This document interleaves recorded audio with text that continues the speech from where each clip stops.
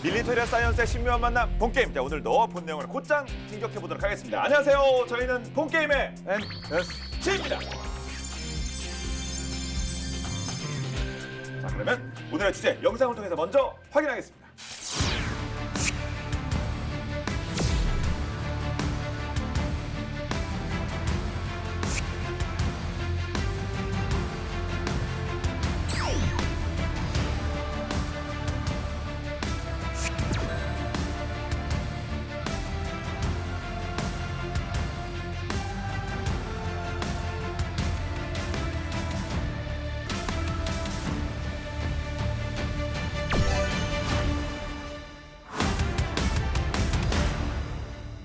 항공전의 마법사 EA-18G 그라울러가 되겠습니다. 그 마법의 비밀을 하나하나 내보는 시간을 가져볼까 하는데요.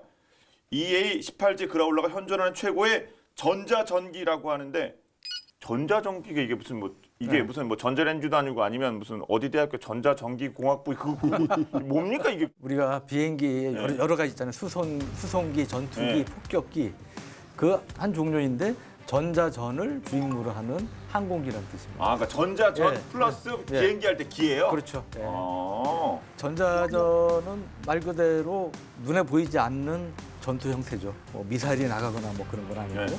그야말로 이제 전파를 활용해서 이루어지는 이제 전쟁인데, 그 뿌리를 거슬러 가면 아주 최근에만 이런 것들이 활발해졌을 걸로 생각을 많이 하시는데, 사실 그 뿌리를 거슬러 가면 거의 100년이 됐어요. 1차 대전부터 그 전자전이 이제 활용이 되기 시작했는데, 말씀드렸다시피 전파를 갖고 싸우는 전쟁이고, 이거는 이제 크게 세 가지로 나눕니다. 영어로 얘기하면 ES, 일렉트로닉 워페어 서포트, 전자 지원이죠. 그다음에 EA, 일렉트로닉 어택, 전자 공격. 그리고 세 번째로 EP, 일렉트로닉 프로텍션, 전자 방어. 이렇게 이제 세 가지로 나눠볼 수 있는데, 먼저 ES는 이제 저기 통신이라든지 네트워크라든지 이런 것을 감청을 해서 정보를 획득하는, 이게 통신을 감청해서 정보를 획득하는 거는 사실 1차 대전 때부터 거슬러 올라갑니다. 그 2차 대전 때 더욱 정교한 기술이 발달됐고, 뭐 현대전은 뭐 더 말할 것도 없죠. 그래서 이러한 이제 뭐 통신 주파수라든지 아니면 저기 레이더 패턴 이런 것들을 정보를 수집을 하고 또 저장을 하고 분석을 해서 대응책까지 수립하는 이제 그런 것들인데, EA는 말 그대로 공격입니다. 그러니까 강력한 전파, 우리 재밍이란 말 전에도 몇 번 얘기했죠. 그러니까 이런 전파 방해라든지 가끔 허상을 만들 수 있어요. 가짜. 그러니까 저게 예를 들어 대한 미사일이 자기 함정으로 날아온다. 그럴 때 이제 가짜 함정 비슷한 이 적 레이더파를 반사하는 그런 허상을 만들어 가지고 그쪽을 향하게 만드는 이제 그런 것들도 이제 전자전의 한 유형이죠. EP는 ES와 EA를 무력화해서 아군의 정보라든지 자산을 보호하는 이러한 이제 대책을 얘기하는데, 여기에는 이제 주파수 호핑이라고 주파수를 계속 이제 수시로 바꾸는 어떤 주파수 도약이라고 표현하는데, 이런 바꿔가면서 이제 대응을 하는 이제 그런 것들도 있고, 그다음에 전파의 뭐 강약을 조절해서 대응하는 그런 방법도 있고, 그래서 이런 뭐 다양한 방법이 있는데, 여기는 주로 이제 소프트웨어를 통해서 이제 활용이 되는 것이죠. 전자전이 뭐 역사는 오래됐지만 진짜 맹위를 떨친 거는 우리 걸프전 때 1991년 1월 17일에 소위 그 사막의 폭풍 작전이 시작이 되잖아요. 그때 이제 미국과 다국적 군의 이제 공격이 시작이 되는데, 당시에 이라크 방공망이 굉장히 강력했다라고 얘기를 하거든요. 근데 거의 뭐 아무것도 못 하게 됩니다. 일단 뭐 압도적인 미국의 미국 주도의 다국적 군의 공중 공격에 속수무책이 되는데, 미국 공격기가 두려워서 레이더를 켤 수가 없어요. 그 레이더를 켜면 위치가 발각이 되고. 아 그래요? 예. 내가 쏴야 되니까. 예. 그럼 이제 공격을 그렇죠. 공격을 받는 거죠. 미사일도 쏠 수가 없고요. 그러니까 전투기도 제대로 이륙을 못하는, 그냥 항공이 전혀 이제 움직이지 못하는 상태가 된 거죠. 그나마 소수의 전투기가 이륙을 해도 지상 관제소가 레이더를 작동을 안 시키니까 뭐 요격 지시나 이런 게 안 되는 거죠. 그래서 아주 뭐 쉽게 격추를 당하는 이런 사태가 벌어져서, 그래서 연합군이 공중 공격을 시작한 지 3일이 지나서는 이라크 공군기는 전혀 트지를 못하는 상황이 되어버립니다. 이런 성공적인 전자전 덕분에 40여일에 걸친 항공전 동안 다국적군의 항공기 10만 회 출격을 했는데 손실률이 0.0344%.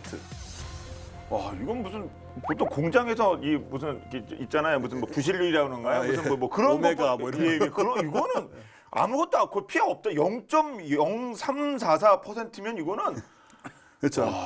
무슨 6 시그마 이런 그러니까 불량률을 엄청나게 불량률이 낮추는 없는 거 아니에요, 시스템 진짜. 운동할 때. 꿈의 예, 거 아닙니까? 그런 거죠. 너 몇 등이야? 상위 0.0344%면 그런 거 아니고 없는 거 아니에요, 이거는. 와 대단합니다. 이 정도로 효과를 많이 하니까 네. 그 현대전은 진짜 전자전이라고 말하는 것도 뭐 당연한 얘기고요. 전자기술이 빈약하면은 아무리 다른 게 강해도 승리를 장담할 수 없는 상태다. 이 상대를 공격할 때 그 공격 행위 자체에 못지않은 것이 바로 아군의 피해를 최소화시키는 거잖아요. 아까 방금 그 퍼센트도 보셨지만은 이렇게 이제 상대를 기만 기습을 할 때 방공망을 초전에 제압한다. 전자전으로 이러면 이제 절반은 이미 이긴 싸움이 되는 거고요.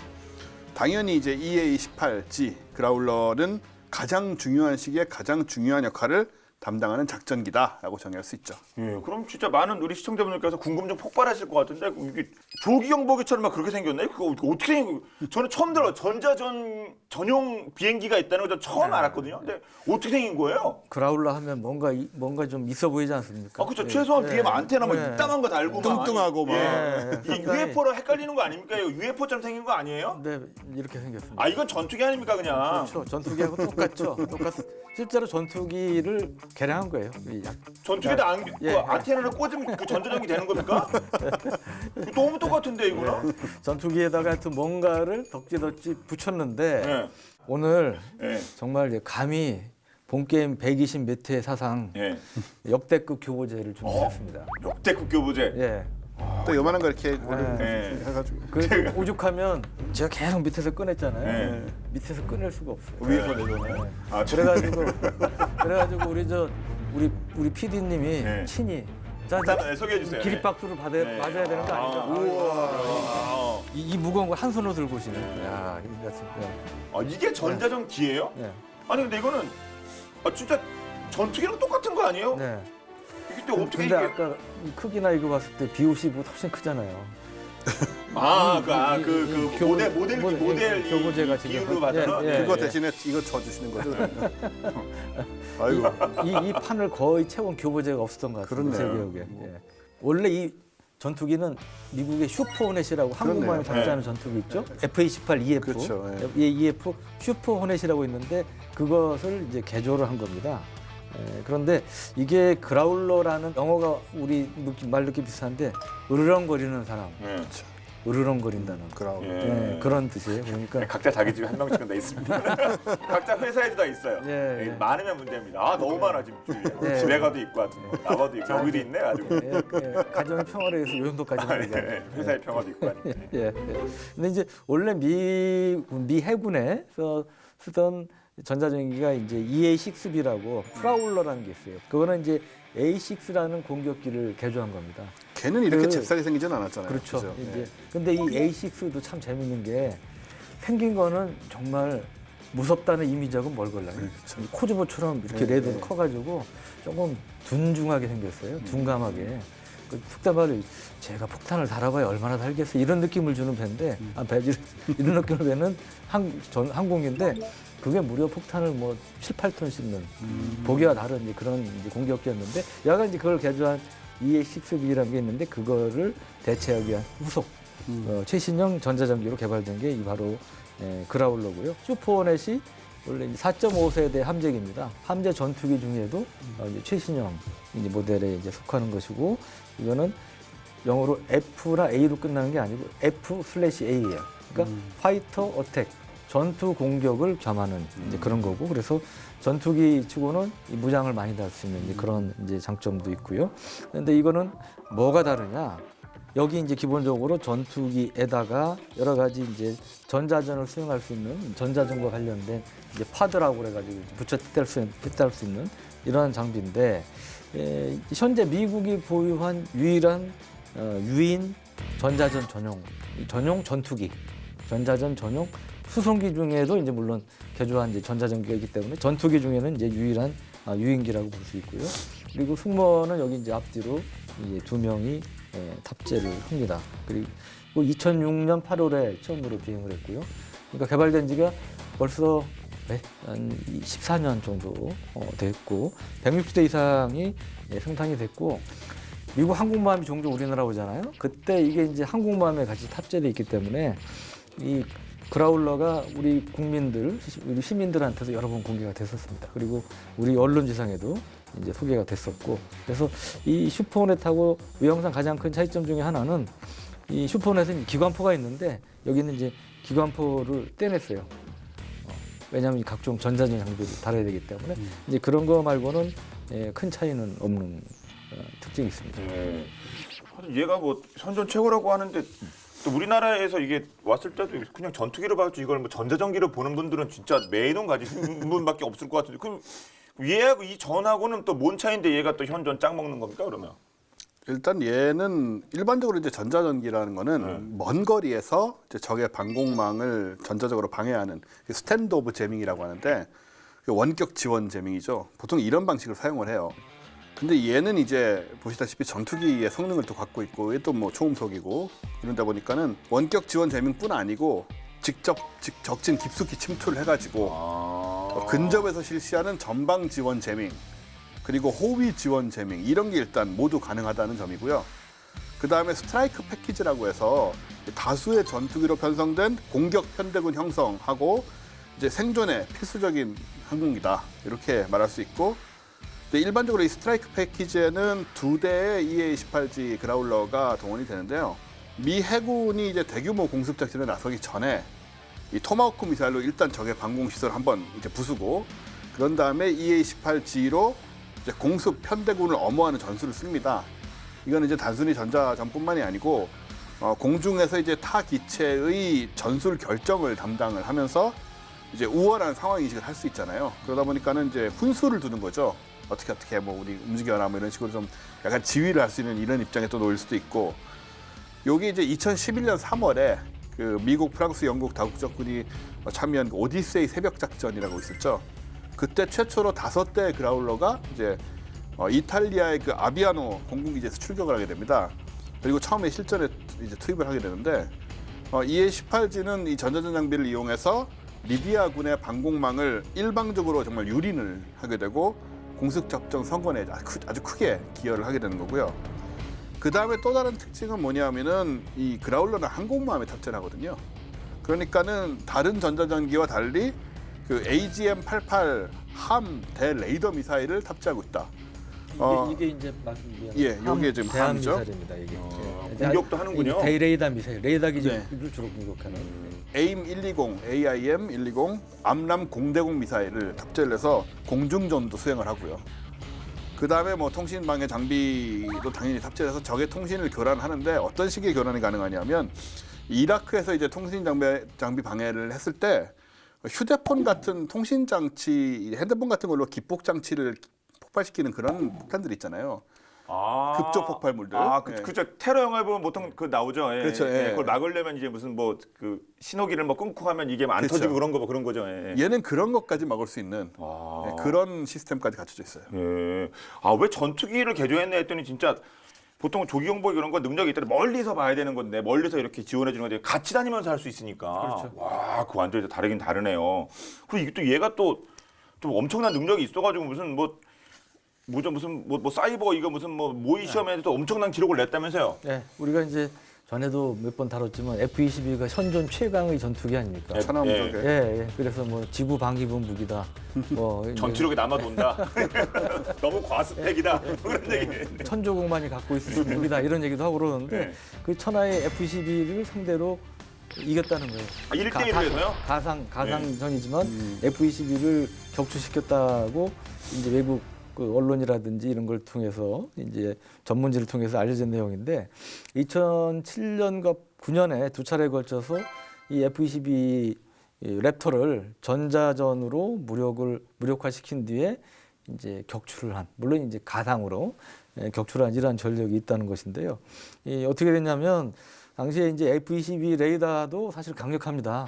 F-22 자체도 사실은 미니 전자전기라고 불릴 정도로 전자전을 수행할 수가 있는데 거기는 그야말로 이제 부업으로 하는 거고 여기는 본업으로 하는 거잖아요.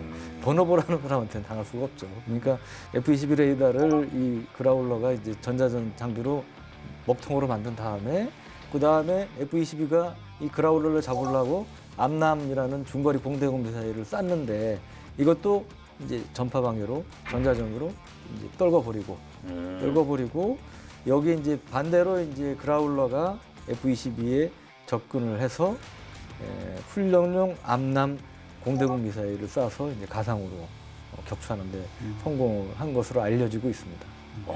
비행기 대 비행기 싸움, 전투기 대 이렇게 막 도구 파이트 막 이런 거 아닙니까? 미사일 멀리 쏘고 그러는데 그 전자전이라는 걸 이용해서 새로운 방식으로 싸워서 좀 끝판왕이라 할 수 있는 F-22를 잡았다. 근데 그렇죠. 예. 이게 도구 파이트를 했으면 그라울러가 졌겠죠. F-22한테 이길 수는 없죠. 예, 그러니까 먼 거리에서 이제 미사일로 그런 것이죠. 예, 그러니까 좀 여러 가지 또 새로운 뭐 시스템을 장착을 해서 근데 아니 가상이긴 하더라도 어떻게 그 꿈의 전투기인 F-22를 잡았대? 뭘 어떻게 했길래 잡은 거죠?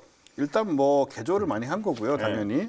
개조 포인트는 역시 그 전자전 장비들인데 개조한 핵심들을 보면 일단 AN/APG 79 A4 레이더 그리고 AN/ALQ99F 제밍 포드, 제밍을 하기 위한 그다음에 AN/ALQ218 리시버 뭐 이런 장치들이 설치가 돼 있어요. 근데 EA-18G는 FA-18과 가격 차이도 많이 납니다. 이렇게 붙여놓다 보니까. 그래서 원래 이제 슈퍼넷 FA-18은 대당 4,990만 달러. 그래서 이제 우리나라 돈으로 뭐 531억 원, 2010년 기준인데 531억 원인데 그라울러는 대당 8천만 달러에 달하니까요. 100까지는 안 되더라도 뭐 1.7배, 8배 되는 그런 엄청난 가격이고요. 여기 이제 탑재된 AN/APG 79 A4 레이더는 중국의 J-11, 전에 아마 얘기했었을 겁니다, 우리. J-11 같은 대형 전투기는 230km 밖에서 탐지할 수가 있고, J-10 같은 이제 일반 전투기는 150km 밖에서 탐지가 또 가능한 정도의 기능인데, 이 레이더는 이제 탐지 능력뿐만 아니고 이제 공격 능력을 갖고 있어요. 그래서 적 레이더 주파수 대역에 맞춰서 그쪽에다 고출력 빔을 방사해서 적 레이더를 순간적으로 정말 먹통으로 만들 수 있을 뿐 아니라 가까운 거리인 경우에는 고출력 빔을 방사를 해가지고 아예 그냥 회로를 다 태워버립니다. 다시 못 쓰게 고장을 내버리는 거죠. 그런 정도의 이거는 진짜 전자빔을 쏴서 뭐 마치 레이저빔 쏘듯이 그런 느낌으로 고장을 낼 수 있는 그런 시스템까지 갖춰져 있고 그 다음에 이제 동체 외부에 장착되는 AN/ALQ99F 요 제밍 포드 이게 이제 제밍 포드입니다. 여기 여기 있고요. 여기 이거요? 동체 밑에서 여기는 3개가 달려 있는 상황이네요. 예, 뭐 지금. 프로펠러 비슷한 게 이렇게 붙어 있는 요게 지금 요게 제밍 제밍 포드인데 포드. 사진으로 보시면 이제 이렇게 세 똑같이 개입니다. 생겼어요.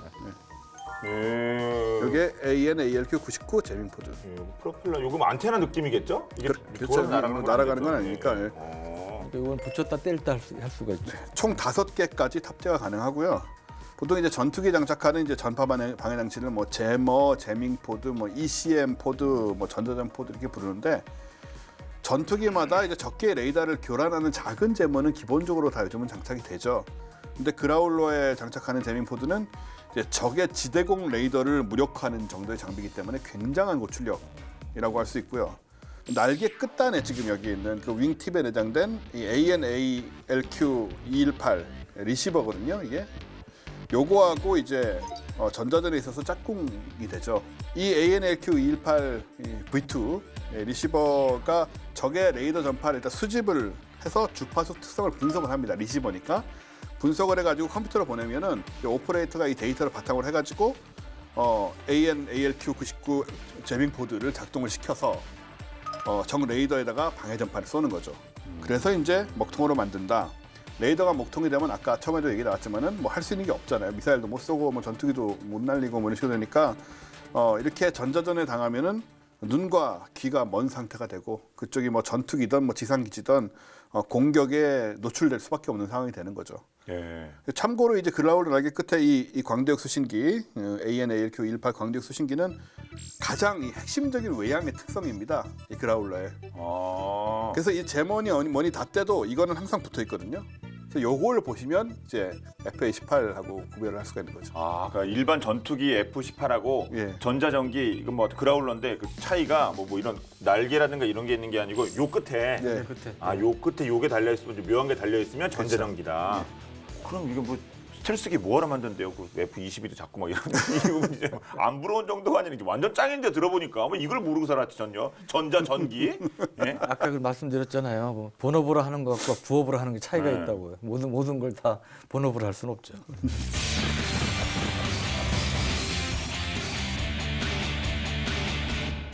하여튼 우리 저 계속 화제 인물이 되고 있는 우리 트럼프 대통령께서도 트위터에 쓰셨어요. 이거 좋다고? 집권 초기에 그 엄청 조직 비판한 것 중에 하나가 뭐냐면 F-35예요. 야, F-35 비싸다.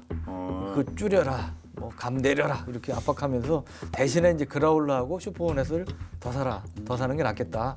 그게 훨씬 싸게 먹힌다. 이런 주장을 이제 트위터에서도 이제 펴기도 했었다는데 여하간 그 기본적으로 5세대 스텔스 전투기는 대공 레이더에 탐지가 안 돼야 스텔스기 아니에요. 근데 이 4세대 전투기 중에도 이러한 강력한 제머를 장착한 전자전기하고 같이 움직이면 약간 스텔스 비슷한 효과를 거둘 수 있는 거죠. 왜? 적 레이더가 먹통이 돼버리니까. 결과적으로는 이제 그런 효과를 거둘 수 있기 때문에. 스타크래프트에서도 예.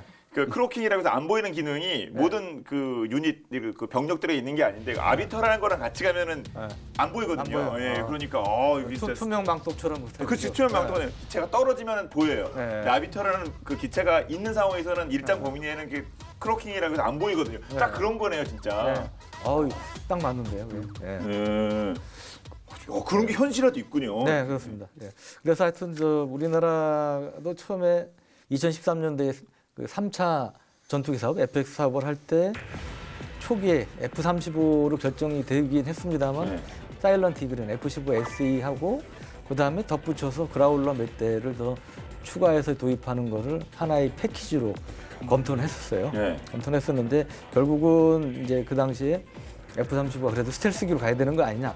그것도 있었고 또 하나는 미국이 원래 이런 전자전기는 굉장히 핵심 그 비밀 기술이 들어있기 때문에 잘 수출 안 합니다. 그래서 당시에 이제 수출 승인을 안 냈어요, 우리한테. 우리가 살려고 구매 의사를 보였는데 예.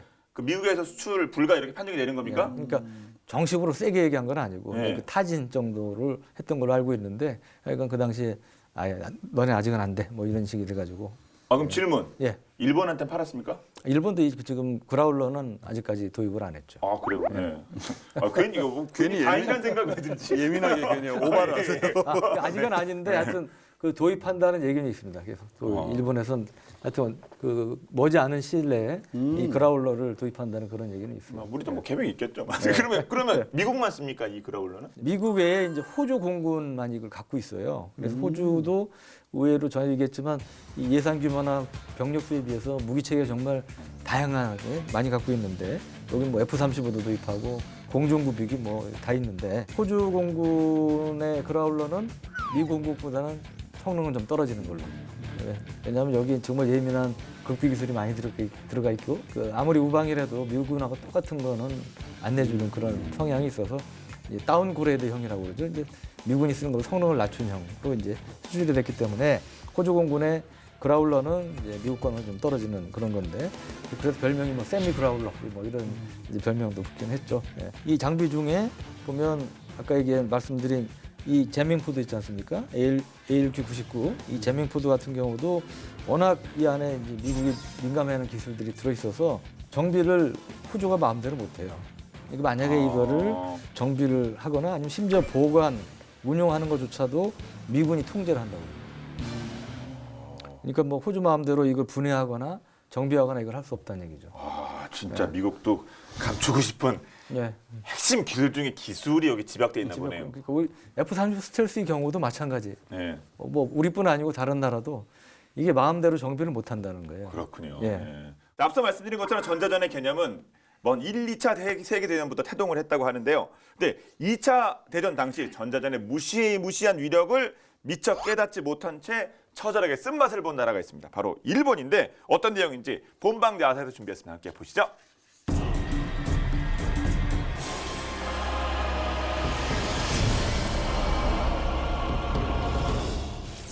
어린 시절 TV 화면이 지직거리고 잘 안 나오면 옥상에 올라가 안테나를 이리저리 돌려봤던 기억 있으시죠? 그럼 신기하게도 화면이 짠 하고 선명하게 나오곤 했습니다. 제 세대들은 다 공감하실 만한 이야기죠. 그런데 이처럼 흔하디 흔했던 TV 안테나가 일본군의 흑역사가 담긴 장비라는 사실 알고 계셨나요?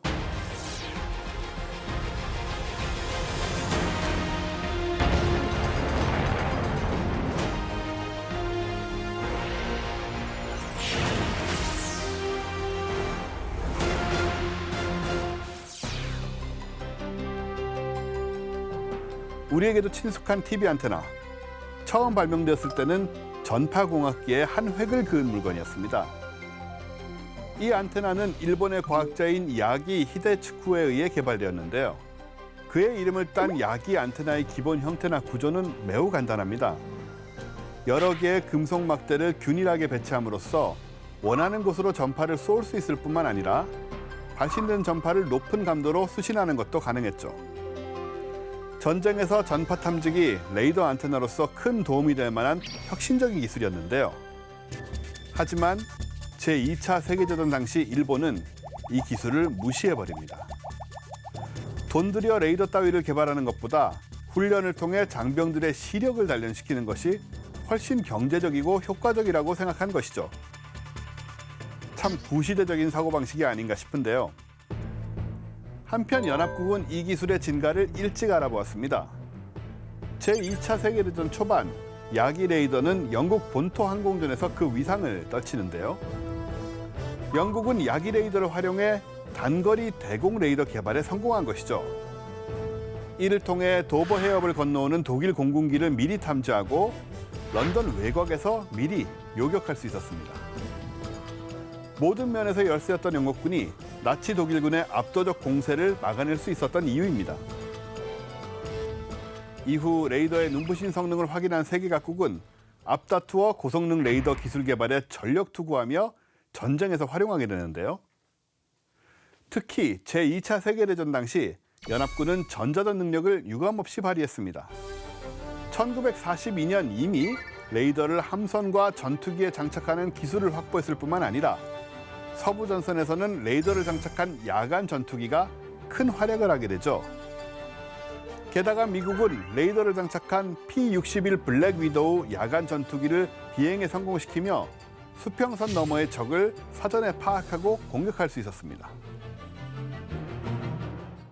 태평양 전쟁 초기만 해도 일본 해군의 최대 강점 중 하나는 바로 야간 전투로 깜깜한 밤에도 연합군의 함대를 명중시키는 실력을 자랑했지만 전쟁이 고조될수록 미군이 레이더를 이용해 함포를 조준 발사하게 되자 야간 전투의 명수라 자부했던 일본도 속수무책으로 무너질 수밖에 없었죠. 이처럼 일본의 패망을 앞당기는데 지대한 공을 세운 미국의 레이더의 원조가 사실은 일본 기술이었다는 게 참 아이러니하네요. 그렇다면 당시 일본의 전자전 상황은 어땠을까요? 1942년 일본은 싱가포르를 점령한 뒤 포로로 잡은 영국인 레만 하사관을 통해 비로소 레이더의 존재를 알아차리게 되는데요. 그 과정은 이렇습니다. 레만의 노트에는 레이더 기술에 대해 자세히 적혀 있었고 야기라는 단어도 여러 번 나왔는데요. 하지만 일본군은 사전을 뒤져봐도 나오지 않는 야기라는 단어의 뜻을 도통 알 수 없었고 결국 레만 하사관을 불러 신문합니다. 그러자 레만 하사관은 눈이 휘둥그레지며 정말 몰라서 묻는 거냐고 오히려 반문하죠. 결국 일본 측은 뒤늦게 세계 각국이 다 알고 난 한참 뒤에 안테나를 발명한 사람이 일본인 야기이고 적국의 최첨단 기술이 오래전 자국인의 손으로 개발되어 있었다는 사실에 아연실색, 망연자실하고 마는데요. 일본은 그제서야 부랴부랴 야기 안테나를 응용한 레이더 개발을 새롭게 시작했지만 결국 제2차 세계대전이 거의 끝나갈 때쯤 개발이 완료되었고 승패에는 전혀 영향을 주지 못하는 완벽한 뒷북을 치고 맙니다. 제2차 세계대전 승패에 큰 영향을 미친 레이더, 그리고 가장 먼저 그 막강한 기술력을 가지고 있던 일본. 결국 일본은 강력한 항공기와 군함 제작 기술, 거기에 레이더 기술까지 앞섰지만 전자전의 중요성을 무시한 대가를 혹독하게 치러야만 했습니다. 작고 조용하지만 그 어떤 무기보다 강력한 전자전의 위력, 그리고 최신 과학기술의 중요성, 미래 전장에서는 전자전, 사이버전이 더 중요해지는 만큼 그에 대한 끊임없는 준비와 도전이 반드시 필요할 것 같습니다.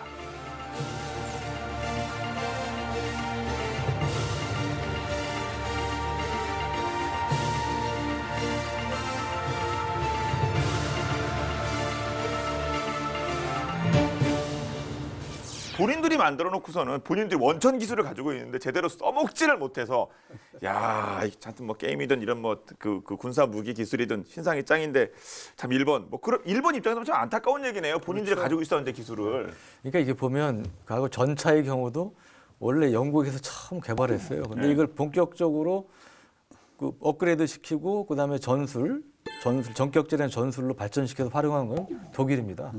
그러니까 마찬가지 이런 일본의 경우도 마찬가지 같아요. 그러니까 이게 네. 과학기술이 잠재력을 제대로 이 수뇌부가 깨닫지 못하면 이런 결과가 초래될 수 있는 것이죠. 그러네요. 그렇게 정말 잘 쓰니까 정말 뭐 전쟁의 양상을 바꿔놓기도 할 정도였으니까요. 자, 우리나라의 이 전자전기 하여튼 뭐 이거 수입은 안 됐고 네.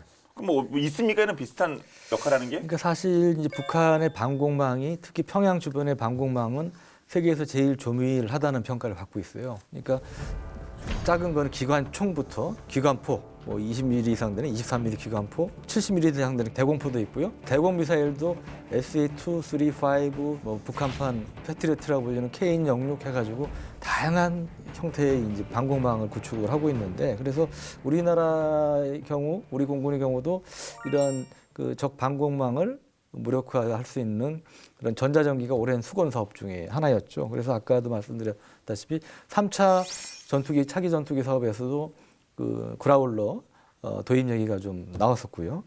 근데 2019년 그러니까 작년 초에 방위사업청 산하에 국방기술 품질원이 있는데 여기에 전자전기를 어떻게 운영할 것인가 운영 연구소 연구 입찰 공고를 냈습니다. 그러니까 이 전자전기를 그래도 좀 제대로 어떻게 써먹을 수 있을까 써야 되나 이제 그거에 대한 이제 연구를 본격적으로 한번 해보겠다 그건데 이 얘기는 다시 바꿔 얘기하면 전자전기 사업을 이제 본격적으로 좀 추진하겠다 그런 이제 생각을 공군에서 좀 나타났다고 볼 수가 있는 것인데 이 전자전기가 제대로 도입된다면 그 예산은 뭐 한 1조 5천에서 한 2조 원 정도 돼야 될 것으로 이제 추정이 되는데 이제 결과가 정확한 내용은 이제 보안상이어서 알 수는 없습니다만 단편적으로 알려진 바에 따르면 그라울러는 전투기와 함께 적진에 바로 방공망을 뚫고 들어가는 겁니다. 쉽게 얘기하면 맨 앞에서 돌격해 들어가는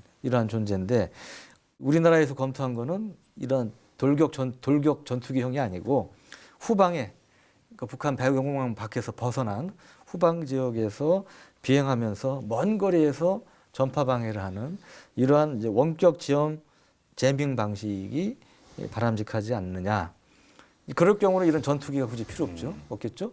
그러니까 우리가 이제 비즈니스 제트기라고 일반 그 뭐 몇십 명 정도 뭐 채울 수 있는 그러한 이제 중소형 항공기에 이제 전자전 장비를 실어서 운용하는 이러한 것으로 사실 것이 바람직하지 않냐 이제 그런 공식 확인된 바는 아닙니다. 썰인데 이건 이제 그런 얘기들이 나오고 있고요.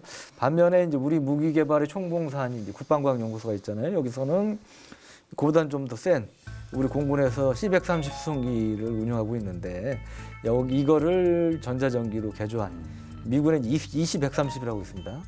비슷한 이제 그런 전자전기를 개발하는 게 좋겠다 이런 의견을 냈다고 그래요. 그래서 이게 좀 아직까지 정리가 좀 안 된 것 같습니다. 그럼에도 불구하고 공군에서는 전자전기에 대한 의지는 있어요. 우리도 이젠 전자전기가 필요한 시기가 됐다. 이제 그런 의지는 있고요. 아까 말씀드린 원격전 제밍 방식은 미공군 전자전기에서 주로 쓰는데 이 C-130 수송기를 개조한 이제 전자전기 있다고 그랬잖아요. 그게 EC-130H 콤파스 콜이라고 있는데 이게 이제 대표적인데 이거는 실전에도 많이 쓰였습니다. 그라나다 침공, 파나마 침공, 걸프전, 이라크전 뭐 이런 전쟁에서 전자전 공격이라든지 아니면 적 방공망을 제압하는 용도라든지 이런 용도로 많이 쓰였었고 2018년에 이게 오산기지에 잠깐 와서 이제 뭐 공개가 된 적이 있죠. 그래서 종종 우리나라에도 옵니다. EC-130은 한미연합훈련 과거에 크게 했을 때도 이제 종종 우리 뭐 저쪽 대구 기진이 오산 기진 이런데 모습을 드러내기도 했었죠. 근데 이 원격 지원 재밍 방식이 좀 특성상 한계가 있다는 지적이 있는 게 2003년에 이라크전 당시에 그 EC 130H가 험준한 산악 지형이 많다 보니까 이라크 북부 쪽에서는 제대로 성능을 발휘를 못했다고 그러거든요. 우리나라도 좀 그런 게 아닌가. 그러니까 지금 이게 이제 대형 기체를 수송기를 활용하다 보니까 이제 그런 것이 있는데 사실 우리 같은 경우 아시다시피 이제 산악 지형이 많으니까 전파라는 게 직진하지 않습니까? 그러면 앞에 산이 가려 있으면 이 산 뒤쪽에 있는 거는 전파가 차단이 되겠죠. 네. 그 뒤에 있는 장비라든지 뭐 이런 것들에 대한 재밍은 안 통할 수가 있겠죠. 그래서 이제 그런 면에서 이 산이 많은 한반도 지형에서는 좀 제한될 수 있다 이런 시각도 있습니다.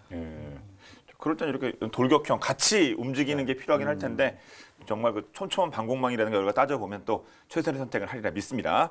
근데 이거 진짜 이거 안 들어온답니까? 좀 들으면 들을수록 예. 우리나라가 산간 지형이 또 많고 해가지고 앞서서 말씀하신 대로 이렇게 뭐 전파가 이렇게 좀 잘 안 닿을 수 있고 진짜 같이 가면서 하면은 공군에 큰 도움이 될 것 같긴 한데요. 네. 공군이 수건 사업을 차례로 이뤘어요. 예를 들면 작년에 이제 공군 창군 70주년이었는데 그때 뭐가 됐어요? F-35 들어왔죠. 공중급식이 들어왔죠. 글로벌 호크 다뤘던 이 3대 수건 사업이 작년에 뭐 의도 때까지 묘하게 한 해에 다 들어왔는데 그러니까 이제 새로운 차원의 수건 사업 거긴 대형 수송기도 있고 전자전기도 우선순위가 높습니다. 그래서 언젠가는 들어올 수 있는데 물론 그게 이제 그라울러가 된다는 보장은 없죠.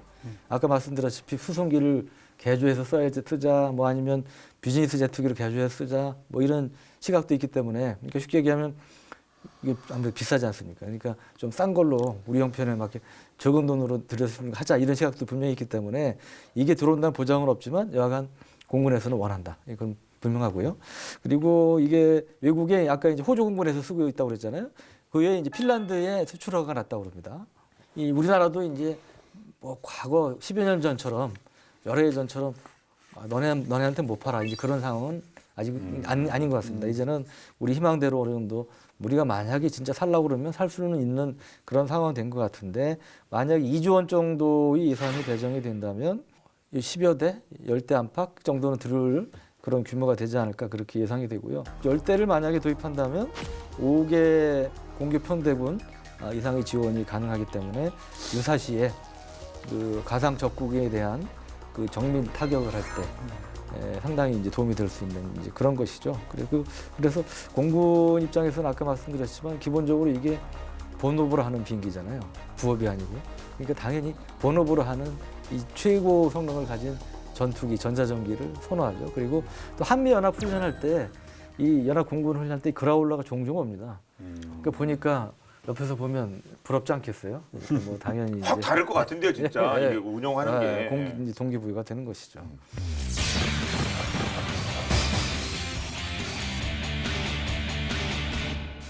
2006년쯤부터 배치가 됐다고 그랬잖아요. 그러니까 벌써 10년이 넘은 그런 장비이기 때문에 이제 업그레이드를 하려고 합니다. 그래서 그라울러 세대를 사용하면 원래 이제 적대적 무선 전파의 근원을 탐지할 수 있고 또 핸드폰 신호까지도 이제 탐지할 수가 있다고 그러는데 여기에 신형 재밍 코드를 이제 개발해서 이제 배치하려고 그런답니다. 그러니까 아까 말씀드린 이제 ALQ 99 이 재밍 코드를 지금 쓰고 있는데 이게 뭐 괜찮은 장비지만 단점이 자가 진단 기능이 자주 고장이 난대요.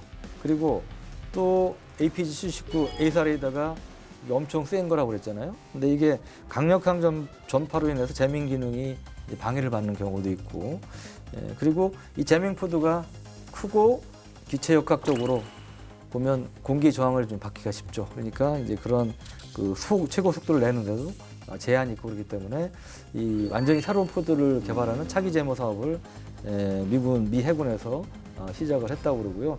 이거는 이제 NGJ, Next Generation Jammer라고 그러는데 이 사업을 이제 시작을 했고 이 NGJ는 저대역, 중대역, 고대역이 세 가지 재밍 포드를 개발을 하고 A사 레이더도 원하는 방향으로 재밍을 집중을 해서 이게 재밍이 퍼지면 아무래도 이쪽에도 방해가 되겠죠. 근데 집중해서 쏘게 되면 원래 제모가 이제 방해를 적게 받는 형태로 해서 이제 개량하는 데 집중을 하고 한다고 그러고요. 이게 이제 내년인 2021년까지 개발을 완료할 계획이라고 합니다. 임박했네요. 아무래도 뭐 그 미군이 그러는 거는 뭐 대중국, 뭐 대러시아 뭐 그렇지 않겠습니까? 그렇죠. 일단은 S-300, S-400 이런 러시아가 이미 실전 배치한 이 최신의 지대공 미사일들이 있는데 사거리가 400km 이상인 S-400은 100개의 표적을 한꺼번에 추적을 해가지고 그 가운데 6개를 겨추할 수가 있어요. 그러니까 지대공 미사일이 뭐 이런 수준에 좀 도달을 한 것이고, 그다음에 B2 폭격기나 F-35 전투기 같은 이제 스텔스기들도 탐지할 수 있는 것으로 평가되고 있다. 그래요? 스텔스기가 스텔스란 말이 좀 약간 좀 부끄럽게 되는 상황이 이렇게 되네요. 뭐 한정된 스텔스죠 이렇게 되면. 예. 이 S-400이 2007년에 실전 배치가 됐는데 비행하는 순항 미사일, 전술 탄도 미사일도 파괴할 수가 있다. 와. 예, 빠른 속도로 움직이고 있는데도 불구하고 이게 이제 군사 전문가들의 설명이고요. 게다가 이제 중국도 오는 2019년에 이걸 도입을 해서 분쟁 지역인 이제 한참 뜨거운 그 남중국해에 배치를 하기로 한 거예요. 근데 이건 진짜 막 사방에서 막 그 우리한테 파세요, 막 우리에게도 주세요, 막 이렇게 그럴 것 같네요. 그렇죠. 사실 뭐 화려한 전투기들에 가려서 잘 모르는데 굉장히 중요한 지금 뭐 이슈인 것 같고요. 일본도 당연히 아까 잠깐 나왔지만 관심이 많습니다. 그래서 다행히 이제 아직은 다행인지 모르겠지만 어쨌든 예. 공감합니다. 내가 어떤 의미이신지는 자꾸 저도 그렇게. 도입 가능성은 불투명하고요. 2020년 예산 가운데 이 수송기 기반의 그 스탠드오프 전자전기 이 개발에 207억 엔이 지금 할당이 돼 있거든요. 근데 항공자위대의 그 C2 수송기하고 해상자위대의 P1 해상 초계기를 개조하는 방식이죠. 그러니까 이걸 먼저 생각을 하고 있는 걸 보면 아직 안 살려는 게 아닌가라고 생각이 되는데, 이거는 또 조기 경보기하고는 달라서 공격기로 분류가 되기 때문에 일본이 이걸 항공기를 이런 걸 도입을 하게 되면 이제 동북아의 군사력 균형이 흔들린다. 뭐 이런 견제 마인드도 뭐 좀 주변에 있을 것 같고 그렇습니다. 그 일본의 이제 신형 수송 C2를 전자전기로 개조한 사진들이 뭐 인터넷 사이트나 이런 데 많이 소개가 됐는데, 그 전에 보면 C1 수송기라고 구형 수송기 있는데 그것도 전자전기로 개조해서 이시원이라고 운영을 했었어요. 그래서 일본이 보면 이제 그런 오랜 역사를 갖고 있고, 말씀하셨다시피 전자전기까지 일본이 도입한다면 우리라든지 아마 중국도 굉장히 민감한 반응을 보일 수밖에 없지 않을까 싶습니다. 그 중국 말씀하셨는데 그럼 중국은 없습니까, 이 전자전기가? 당연히 있죠. 당연히. 미국을 상대로 미국하고 좀 맞먹으려고 그러는데 당연히 이제 중국도 다양한 이제 전자전 실험기도 만들었고요. 그러니까 뭐 수송기를 개조한 이제 전자전기도 있고, 이게 이제 중국의 젠15 함재기를 전자전기로 개조한. 그러니까 뭐 그라울러 비슷한 거죠. 함재기로 개조한 거니까. 날개 끝 끝에 그거죠, 이게. 당연히 우리 그라울러 같은 게 달려 있죠. 주날개 끝에 이제 리시버 두고 그다음에 이제 전자전 포드도 장착을 하고 있고요. 중국에서는 뭐 이제 전자전 포드가 ALQ99 이거랑 비슷하다고 주장을 하는데, 이거는 어디까지나 중국 주장입니다. 그러니까 그거는 알아서 새겨서 들으시면 될 것 같고요. 공군에는 또 젠16D라는 게 있어요. 2017년. 그다음에 젠15D는 2019년부터 시범 운영에 이제 들어갔다고 하고요. 그래서 이거를 본격적으로 가동을 하려면 우선 상대방 번지수를 알아야 제대로 제밍을 할 거 아니에요. 제도 주파수 대역이 어떻게 되는지. 그러니까 가상적으로 일본의 무슨 미사일의 주파수는 이렇게 되고 함정의 레이더 주파수는 이렇게 되고, 이런 정보들이 있어야 제밍을 할 거 아닙니까? 그러니까 어디서 오는데요? 그러니까 이런 것들은 당연히 어느 나라 이건 또 국비로 하죠. 그러니까 수송기를 개조한 전자전기들이 있어요. 그러니까 뭐 Y9JB라든지 이런 것들을 운용을 하는데, 이게 몇 년 전부터 이 중국의 이런 그 Y9 수송기를 개조한 정찰기나 전자전기들이 우리 대한해역을 거쳐서 동해 쪽으로 계속 오르락내리락 하잖아요. 이제 그런 것들이 이제 전자전기 왔다 갔다 하는 이유 중에 하나는 우리와 일본의 각종 장비, 무기들이 주파수 정보. 정보 수집 차원도 있군요. 통신과 관련된 것들. 이런 것들, 전자정보를 수집하는 게 또 주목적 중에 하나입니다. 지도 보면 다 나왔는데 왜 자꾸 오나 했더니 도발하라는 것도 아니잖아요. 무슨 영공 침해 그런 것도 아니고, 근데 이런 주파수 수집이라는 그런 또 목표가 또 있는 거군요. 그게 다는 아니지만 그것도 이제 원오브된 중요한 목표 중 하나죠. 그렇군요. 끝으로 한 말씀. 전자전기 우리 어떻게 보면 좋을까요? 우리나라에 이제 ALQ200K라는 이 전자전 포드가 있긴 한데 이게 뭐 공세용으로 쓸만한가 하면 아직 그런 건 아닌 것 같고 그거보다 더 중요한 건 장비도 중요하지만 아까 말씀하신 대로 데이터가 더 중요하거든요. 그러니까는 이제 상대 주변국의 전파 정보들 이런 거를 많이 수집을 해놔야 우리 왜 저 잠수함 할 때 그 음문 같은 거 엔진 소리만 들으면 바로 무슨 잠수함인지 알고 뭐 이런 다 경험이거든요. 그 데이터가 쌓여서 데이터베이스화가 돼야 되는데 이거는 하루아침에 되는 게 아니라서 장비도 장비지만 이제 계속 이 경험을 쌓아야만 가능한 거기 때문에 이런 쪽으로 좀 지속적으로 좀 노력을 해야 되는 상황이 이제 지금 열심히 해야 되는 상황이 아닌가 생각이 되고요. 그리고 이제 인력 양성 이런 걸 이제 분석하고 그럴 수 있는 좀 전문 인력을 양성하는 것도 좀 서둘러 해야 되지 않느냐 이렇게 생각이 되네요. 아무리 강조해도 지나치지 않다. 이 전자전 분야가 이제 그런 것 같습니다. 그래서 이 한국군도 정말 이 전자전기나 이것도 무조건 뭐 사치스러운 무기라고 치부할 게 아니고 굉장히 중요한 분야다. 그리고 네트워크 중심전으로 가는 현대전에 있어서 미래전에 있어서 더 중요성이 커질 수밖에 없기 때문에 우리가 그만큼 관심이라는 게 결국 뭡니까? 이제 예산 투자 많이 해야 되고요. 예. 할 필요가 있다. 이런 말씀을 좀 드리고 싶습니다. 그렇습니다. 네, 우리 실정에 맞게 이걸 좀 갖추는 그날이 왔으면 좋겠습니다. 최대한 빨리. 자, 오늘 본게임은 여기까지입니다. 저희 본게임은 쿠팡TV 앱을 통해서 언제든지 시청하실 수 있다고 하니까 많은 활용 부탁드리도록 하겠습니다. 그럼 저희는 다음 주에 더욱더 화끈한 군사 이야기로 돌아오도록 하겠습니다. 네, 지금까지 저희는 본게임의 지였습니다. 고맙습니다. 네. 이건 제가 가져가겠습니다. 처음 봐서 이런 가져가려다 부서질 것 같아요. 아니 그러니까 지금까지 가져온 것 중에 제일 저도 벌벌 떨면서 가져왔어요. 이게 부서질 때 워낙 많아가지고. 맞아요. 여기 바퀴 이거 뭐래 착륙바퀴 이거 뒤에 요것도 랜딩 기어도 있는데 그렇고요. 이거 이 항모용으로 이거 거리잖아요. 이거 그렇죠. 똑 부러지니까 근데 똑 부러질까 봐. 그리고 그다음에 이게 전 포드 ALQ99 포드도